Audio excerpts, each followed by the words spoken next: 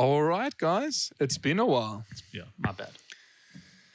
Thanks, Ben, for giving us a gap week. Yeah. So I'll tell you the story. I broke my foot, so I couldn't get here, transport-wise. I can still sit and podcast, so I just can't get to the studio. But what happened was I was playing some paddle, which is the new thing from Neil. So Neil sent me this research paper to say that people who play racket sports live longer, right? Which I don't think is true. You'll listen to my story now. So I played 2 hours of paddle, and I'm feeling phenomenal. Not only am I the icon of the gods in my talent, but I feel fairly fit. My good hip is doing well. My good shoulder is doing well. I'm in relatively good nick for my mid-30s. And I'm walking to my car, feeling fine, and some lesser alpha hits the ball out, okay? So in place of me just going to my car, I go to fetch the ball for them. And on my way to fetching the ball, I roll my ankle. Not even, I didn't fall, just a little slide went to the side and felt a massive pop and thought, oh no. Anyway, I did man up and fetch the ball and walk it back to them. Fine. Have a good day. And then went to my car and just cried in my car like, something's wrong. Anyway, bones are broken, so. Okay, so now you just manned up. Now I'm just doing bicep curls for 12 weeks. So that brings us to our topic for today. It does. Of return to play, which we've been trying to go through for a while because obviously we've all got clients that always have a niggle and then they try to stay away forever. Oh, I'm injured. And then they try to take a month off and we always like, don't take off, come do something else. I'll find you something else to do. Sit here, I'll bring your weights to you or whatever it is. So that's our topic for today. So tell us a little bit more about your idea of return to play and in that kind of instance, what you would do. So I think there's a couple of categories that we spoke about. It's like I tweaked myself. I got a little bit of a spasm or I'm a little bit worn out. So let me rather see a sports therapist. Then it's like, ooh, something's pinched in my back. Every time I jolt or whatever it is, that's maybe more where your client kind of comes in, where there's actually a little bit of damage and they need to take it easy. And what you do, maybe physio and the protocol, not to a doctor. And then maybe a step after that is like, okay, surgery after, like maybe if something happens to your ankle now, should you look at surgery? Should you look at this? Whatever is like either Jones fracture, which is a screw to hold the thing back in, that kind of thing. So maybe there's 3 levels of like niggle injury, not too serious, and then like, okay, mild surgery or whatever it is, So maybe take us through kicking that off. I think the reason you want to stay training, should I say, is not stop exercising altogether, is because you lose momentum. A lot of your fitness goals and your fitness journeys, it doesn't really matter what you're doing or how you're training. What matters is the consistency behind it, the effort that you're doing it day in and day out. And getting an injury derails you from your training plan and sets you back. And then you're kind of like, oh, but I'm not in the mental space I was. I used to be so fit. Now I'm not. It's difficult to get back into it. It's almost like an airplane stays in flight, not because of anything else, but the speed at which it's moving. And as it loses speed, it'll crash. If you stop the speed of a plane, the aerodynamics mean nothing. So it crashes. And I think that's kind of what fitness is. It's kind of this thing of like, you have to keep moving. You have to keep doing it every day. So the first thing is when you do get injured, that moment of disappointment, it's there, feel it, let it in, and then move on. Don't harp on it. I think anyone who's come through significant injury knows that you can let it essentially ruin your life, where you just become depressed. You don't ever want to gym ever again. You don't want to diet anymore. You're just like, you know what, I'm done with this. This is rubbish. And it doesn't have to be that way because you have so many other muscle groups that you can exercise and so many new things and time available to work on other weaknesses now. So Neil and I were discussing this to kind of look at what can you still do, not what can you not do now.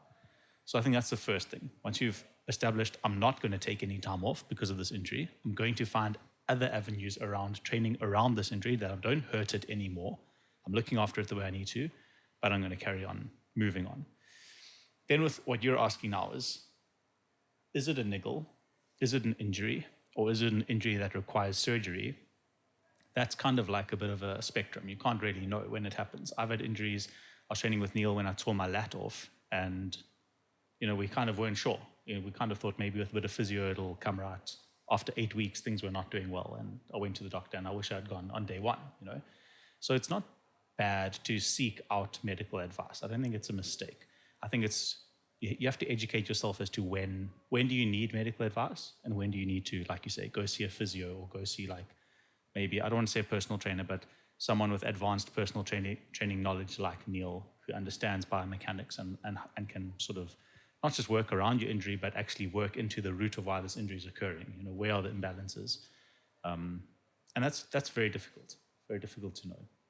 Yeah, because you've got a client now that's got a bad back, and it's been a lot of up and down to try and get them back, to try and get them to actually start moving. Now that they're actually there doing stretching and moving, it's almost like they're happier, or you can see that there's a little bit more joy just because they're actually at the gym, they're chatting to you, I'm there joking around, there's a little bit of kind of like fun. But at the end of the day, they are just moving or getting that, and hopefully by the time they get to their next event or whatever it is, that they've got progress. Yeah, but it comes down to just like Ben said, keeping momentum. And yeah, you can have an injury and then you sit at home, and besides the injury, you focus on all the other things you missed out. Like, now I'm not training, now I'm not eating healthy, etc., etc. So all of these things also add up to like a mental well-being that's not suited to where you want to be at. So just staying in some sort of routine, moving your body is going to make you feel better, and everything goes along with it. And yeah, if you choose to focus on everything that you can't do, life's going to seem doomy and gloomy. So it's like, pick something you can do, change the direction of where your goals might have been, set a new goal, and move on to that next thing. The minute you start making a little bit of progress somewhere else, it's not going to feel that bad. But you need to lift your head up out of the sand after having that injury and go, okay, well, what can I do? And the sooner you get back to doing that, the better. The other thing is, it's just moving your body is going to release feel-good hormones and everything else, and it's actually going to help that injury recover a little bit quicker. So, you know, the worst thing you can do is just get your head stuck down that rabbit hole of why this happened to me. I was doing so well, all of a sudden now I can't do this. You know, pick up, set a new goal, go into the next thing. That's immense. What Neil's saying there about just moving, like let's say now with my foot injury, if I'm just moving, let's say I'm doing seated ski ergs, I'm sitting down doing nothing with my legs, I'm just pulling with my ski erg, my cardiac output goes up. So I'm pumping more and more blood through my system. Sorry, that's my coffee machine switching itself off. And what happens is that distribution of blood increases. So I'm getting more nutrients to the area. So it doesn't just pump blood to the areas that I'm working, pump blood to the whole body.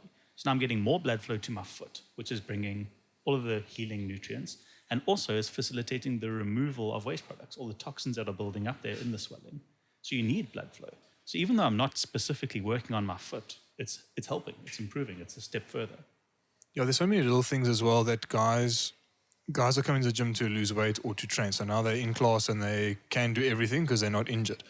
But as soon as you get injured, it almost brings you to a point with what else am I sucking at to then get going and start working on. For me, it's flexibility and just building my hip strength to try to fix my back. So as soon as I don't feel like I can do the session because the barbell's too heavy, whatever it is, you just adapt to it. And I think to try and get people that are injured, niggly, whatever it is, speak to their coach, whatever you're doing, whether you're a kid playing rugby or a ballet dancer or just going running, whatever it is. Speak to your coach, tell them what's wrong, try to see a physio, doctor, whatever it is, but try to give feedback so that you can still, okay, you hurt yourself on the Monday. I think by Friday, have spoken to your coach, try to see the doctor, check it out regardless of what the injury is, and then have a plan by the following Monday of how you're going to train in class. 100%. So a plan helps so much, even just psychologically. Getting back into training, if you've got a definitive plan, it's chalk and cheese. So, okay, so let's get back to what you were saying with the niggle, the injury, and the injury needing surgery. You know it's a niggle if you've had it for some time. Nothing happened. Oh, yeah, I've been feeling this in my back, and when I do cleans, it's niggles a bit more and whatever. That's a niggle.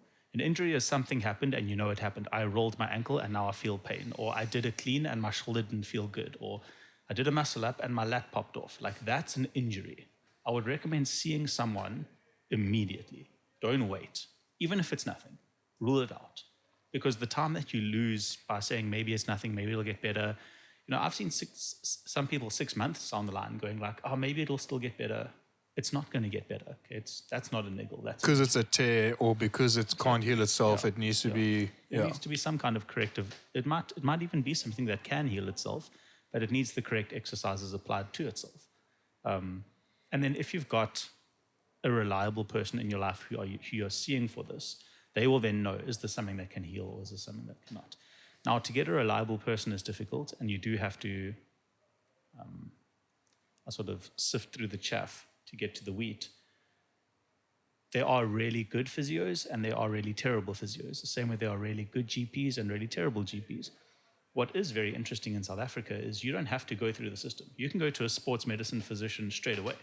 You don't have to get a referral. You just go online, sports doctor near me, and book an appointment with them. It's that easy. Obviously, that's the more expensive route because they're going to charge you, let's say, 1,000 or 1,200 rand an appointment, whereas a physio might be 400 to 600 rand an appointment, depending on the physio. A GP might even be less, might even be 300 rand for the appointment. So I would say within your budget range, get help as quickly as you can. And word of mouth is your biggest friend. So find someone who's been injured, who got help. It didn't have to be that person that helped them, but that person pushed them in the right direction. This person said, oh, this is the problem, I know how to refer you. Because you don't know. You have no idea who you're going to go. You book physio near me, you hope for the best. I saw minimum, I know this sounds like an exaggeration, it's not. Minimum 50 physios before I ended up with Megan for my shoulder. And no one could help me. She was the only person who said, yes, I can help you. It's going to take 2 years, it's going to be hard work, but I can help you. Yeah, so I think guys in what I'd say in the South African network, I'd say hit us up first. Yeah. Because I don't want to say I've been injured a few times. You've had multiple clients that you've referred to. You've obviously a doctor's help, but then you've obviously, like you say, found Megan once upon a time. I chat to someone, even like your client the other day, I'm like, I think go see Megan. Like, because she will then refer you, even if you just see her practice, she'll then go over the homework with her other staff and then say, yes, see this person because it's a knee, see this person because it's a shoulder, and then also refer you to a specialist then, depending then on the surgery needed or further kind of medical care, you know? And also we have a lot of access to scans. Like I went for an x-ray of my foot this morning. I phoned them and I was like, hey, what's up? I'd like an x-ray. Do I need an appointment? They were like, no, just come. Obviously you pay for these things. It's not free, but I mean, there's no excuse to not find out what's wrong with you. So I think it's fair to say that if you've got some kind of medical aid, if you've got 400 to 600 rand, you can actually just see a physio, go straight for an x-ray, go rock up, like you say, at Dermal Medic Clinic or wherever it is, get them to get it done. It's also, I think they've got a 30-day account, so you can pay it at the end of the month. You know, it's not like you have to now go fork out 1,000 rand on the day to sort this out, you know? Yeah, so I mean, I had a customer come to me, they've had reconstruction to their ankle, massive reconstruction. They actually don't have any of their own ligaments. They've redesigned the whole ankle. But now we're doing peptide therapy for them to speed up the healing process so they can heal quickly. And he just, asked me to send him the invoice. I sent him the invoice for something like 2,500 rand. And he said to me, look, can I pay 1,500 rand now and then the rest at the end of the month? And it's no problem. Like, no one's good. If anyone has a problem with that, guys, find someone else. Like anyone who's like focusing, like we are here to make money, but that's not the focus. That will come. So if someone's going like, oh no, you have to pay right now, I'm not going to help you, just find someone else. Yeah, I think also be open with the person that you're seeing as well. I mean, I'll see you for free just to see what's wrong. I'm not going to say this is what I diagnosed. I'm not a doctor, but I can, come and see me. So you're saying like reach out to someone that's been injured or someone that's close to you that has been through a shoulder injury or an ankle injury or a knee, whatever it is. Reach out to them, get their advice on it, and then try and move forward. So free advice is always good, or otherwise just discuss it with the person that you're going to and be like upfront, what am I in for? $1,000, 3,000 rand, whatever it is. Yeah. How can we sort it out so I can get moving forward? Don't wait. Because then someone will say, oh, I'm going to wait this out a month until I have money to go and get the x-ray. Yeah. No, just go for the damn x-ray. 100%. And also don't be scared to ask. Like obviously you have the three of us accessible, but for me, let's say you send me a WhatsApp and you say, I was doing snatches and my shoulder popped and now what do you think? I'm going to help you because most likely you're going to come see me at some point and I'll make money off this eventually. You know what I mean? Yeah. I'm very happy to give you free advice because that's how healthcare works. Eventually, this person ends back in your gym with a contract, spending times. So I don't think either the three of us, or I can't speak for you guys, but for me, I wouldn't mind at all if someone drops me a WhatsApp and say, this happened. What do you recommend? So, I mean, this started when, so Ryan now, he's helping out at the gym with the kids, so kinesiology and things like that, but he's got a bit of a return to play protocol that he's also done in his time. So this is where it came about, is that at the gym, I almost want Lizelle, who's our sports therapist, to see the client because it's a niggle or whatever it is. maybe sort it out. Then she gets a return client, or it's further, and then she goes, okay, cool, go see a physio. We recommend this physio. They go there, even if it's a 15-minute assessment, then you book a consultation, or to just try and get the crux, because you're going to get that client at the end of the day as well. And if you give them a good upfront service, let's call it a free service, a 15-minute check or a 15-minute chat on WhatsApp, whatever it is, or even, I mean, you probably do it as well. If you get your clients in, it's a, hey, come and see me, let's discuss it, and then let's sort out a plan, and it's a free consult because that person needs help and they're going to return, 100%. Yeah, it's also one of those tricky questions, because sometimes like I'll have clients come back and they bring me info from their doctor or whoever else, and I'm like, immediately I know this guy has no background in any sort of sports or movement, but now I'm not the authority figure, and it's hard for me to come across and say, no, well, your doctor's being an idiot, like it's the wrong advice, X, Y, Z. So I have to build something accustomed to say, hey, well, have you tried this or have you that, and almost guide that person through to see that they can feel this. I mean, in many of things, I've injured my back deadlifting. If you go tell that to the doctor and be like, yeah, don't do deadlifts again. The best way that I've gotten my back strong again is by deadlifting again, and brought me back to injury, because in an injury, you weakening something. If I can now regain that movement and make it sort of strong, I'm rebuilding it up and it's getting stronger again. So, you have to be careful of these things where you're getting advice from, because people can also give you the wrong advice and almost ruin the next step of where you can get to, and put limiting factors on you. And also the other thing is what people get wrong is, like, sometimes you might have a movement pattern which is incorrect, and you have something slightly wrong. You can every now and then feel it. Then you're doing a certain movement, and all of a sudden that muscle or joint gives way. It wasn't that movement that injured you. It was actually that movement pattern that you've been doing wrong for the last 15 or 10 years and have slowly worn away. And in that instance, something happened. And now you're blaming it on that movement. It's like, I'm never doing that again because I got injured doing that once.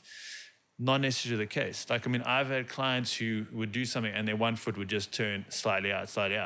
And eventually what happened is he's doing a lunge and sort of something slips in his back. It wasn't that lunge that caused the injury. It was that movement of pattern that sort of eventually, and over time, it just wore through and something went away. All we have to do is recorrect that movement pattern and get his foot in a different position, and he's going to be fine again to do lunges or whatever he might sort of be doing. So that's also the thing. People mustn't think that whatever happened in that moment necessarily was just then. That might have been building up over a couple of months, a couple of years, even to get you to that point.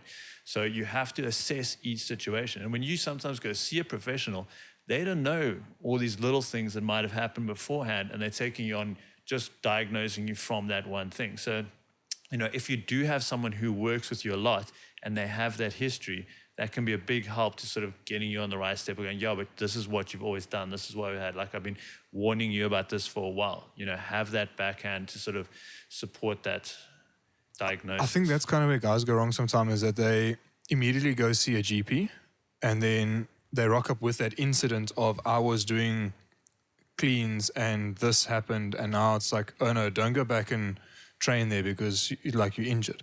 It's actually where it should be, rather go to your coach, the person that knows you well, knows how you move, knows your lifestyle, what you're doing, things like that. So if that one client now that hurt his hip flexor, now if he just came to me, he's like, I think he WhatsApped me that day that he got hurt, and he said, I can't come train this week because I've pulled my hip flexor, I'm going to go see a GP. It's like, well, don't go see the GP, just straight and go see Megan, bypass this, bypass that, come and see me, hang out. At the end of the day, he did it the other way around. He went to the GP and then he came and he actually said, Garth, you were actually right. I should have just come to see you, got your information, taken 1 or 2 extra days to get all the information together to then go the correct route. I was like, but I told you so. I know you quite well. I've known you for 3 years, Come and see me for these things. So I think it's almost like build that relationship. And this comes from our other talks where we've said, find someone that you can trust. So find a physio. So if you're training, find a physio, even if you're not injured. Find a sports therapist, find your coach and have these conversations with your coach so that you've got this general knowledge to then work forward with, or hit us up, and let us become your coach / kind of mentor to guide you. And you don't have to agree with everything that we say. Like, having someone in your life who directs you and you can trust doesn't mean you just take everything for, face value of what we say. I have a lot of patients who come and see me and they'll say, well, I just don't agree with what you're saying. And I say, that's fine. So many other doctors you can go see about this. Like, you must feel comfortable with the plan, because otherwise you're not going to do it. It's no offense to me, and I'm sure for you guys as well. If you give advice or someone comes to your advice, they don't like the advice and they say, I'm not going to do that. That's fine. No, Yeah, it happens with coaching as well. I mean, I've had a couple of members that have left the gym because they want to coach somewhere else or be coached by someone else because they're looking at developing a skill. So it's also like that. So be fine to have and it's just communication is have an open relationship with the people around you. I've got broad shoulders. If you want to go train somewhere else, go train somewhere else, get that experience. If you want to go do CrossFit at another gym because we're not coaching CrossFit, go do that. So, I mean, it's like it with anything. So, I mean, you giving advice to that member now that I've seen you working with the back, doing all these stretches, like I can just see that they're in a happy space and that there's a light in the tunnel to their next event or whatever it is. Yeah, look, I mean, even with that, someone who's been doing nothing, the minute they come back and they start moving a body again, they're going to feel good about it, and that becomes a highlight for them. And that's what people sometimes forget. But, advice is one of those things that it's free for you to use or not use. And it's everything regarding that is just an opinion, whether you, like Ben said, agree with that or not. Take what you want from something and go along the road, find your path. I think the nice thing that, again, I'm just going to say that clients as well, but now they're doing ice bathing. So they went and bought an ice bath, stuck it in their house. So they've opened their recovery, they've opened like something else that they can do and things like that. So again, if you get injured, it's just going to open up doors to other things that you can do better. Absolutely. Or spend your time doing, which is nice. I mean, just find out something else you can do. It's as simple as that. I agree. All right. I think that was good. Anyone add something more? I think we've, so it's just find something to do. Get a program, stretch. There's always something. Active stretching. And I is think a good also one. take it with on your shoulders to educate yourself with regards to what you're doing. If you get a diagnosis of, let's say, a rotator cuff injury, find out what that is. What does that now mean? What are the new therapies coming through? Like for me, I started peptide therapies about 4 years ago. No one helped me. No one taught me, oh, this is the dosage range. I went and studied it all myself. It's all available online. You can figure it out. Like, don't just go like, okay, this is a muscle tear. I'm going to do anti-inflammatories because this is what we do. There's so much more there out there for you, but you have to dig. So do you think be more cautious with, if you go see a doctor again, the client that I referred to, they saw a doctor, they got whatever they got, they ended up actually with a little bit of kidney issues a week later because then he was away for an extra week. And I was like, where have you been? No, I actually ended up having, Garth, you were right. I didn't study what this guy gave me or look into what he gave me, and it gave me a bit of kidney issues. So much so that he was walking around with a bad back, and then that took a week to get out of his system. So, I mean, just be very careful with... Educate yourself. Know what you're taking and know why you're taking it. That's not... Look, any good healthcare practitioner will take the time to educate you as to what you're doing and why you're doing it. But, some people are busy and maybe they just had a bad day or they've seen multiple patients. So they've seen someone come in with a sore foot and then a stomach issue, then flu, so you're the seventh person that you've seen that day, and now you rock up with a hip injury and immediately just on the wrong tangent because of your day. So if you don't feel like you've been empowered knowledge-wise as to what your injury is, what is the road forward, how long is it going to take, all of these things, either find someone else or you need to educate yourself. Yeah. All right. Cool. Good stuff, gents. Let's Thanks, get these guys returned to play better. Let's do it.